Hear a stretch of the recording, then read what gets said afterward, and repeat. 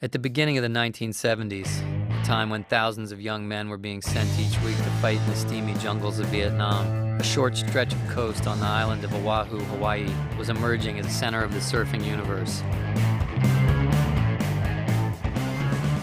Surfing reflected sort of a counterculture idea. The image that came out of the Summer of Love era was that surfers were really druggies.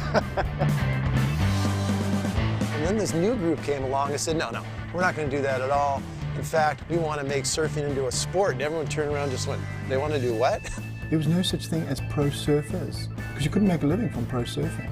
You had this irrational group of kids, and they walked into this town just going, hey, we've got some new moves, we've got some new boards, we've got some new attitude.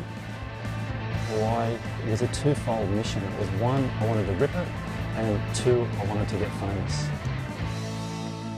Something was getting ready to launch, and then all of a sudden, there it was.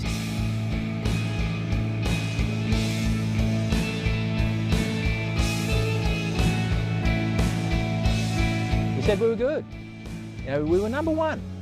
It's indisputable. You know, this whole thing of trying to break in and establish a sport, it took a very, very strong attitude.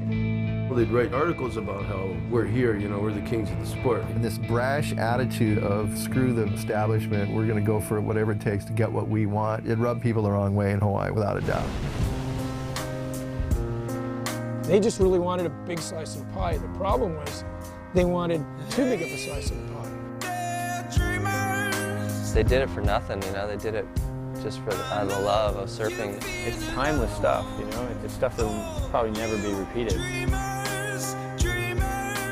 Well, they came here at a time when it was pretty wild, you know, more rough than it is these days, like the Wild Wild West. Ian writes a headline on my column, Aloha is dead.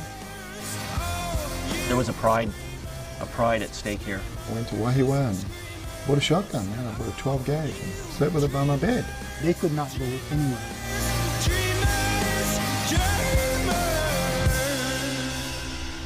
And I was in exile and with no future and with no way in and with an entire island that hated me.